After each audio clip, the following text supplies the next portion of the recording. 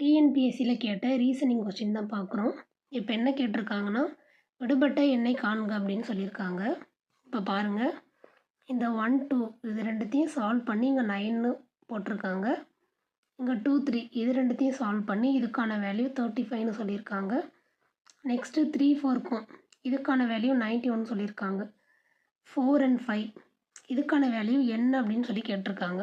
இப்போ பாருங்கள், இவங்க என்ன பண்ணியிருக்காங்கன்னா, இந்த 1 இருக்கு இல்லையா, இந்த 1ஐ க்யூப் பண்ணியிருக்காங்க.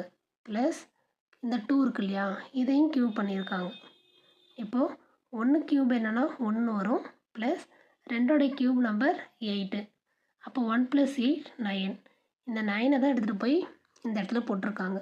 அப்போ இவங்க என்ன பண்ணியிருக்காங்கன்னா, கொடுத்துருக்க நம்பர்ஸை க்யூப் பண்ணி ப்ளஸ் பண்ணியிருக்காங்க. இப்போ பாருங்கள்,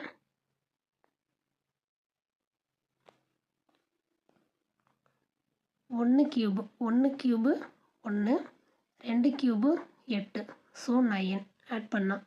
நெக்ஸ்ட் இங்கே 2 இருக்குது, இங்கே 3 இருக்குது. 2ஓடைய க்யூப் 8, 3ஓடைய க்யூப் 27. ரெண்டுத்தையும் ஆட் பண்ணோன்னா நமக்கு 35ன்னு வரும்.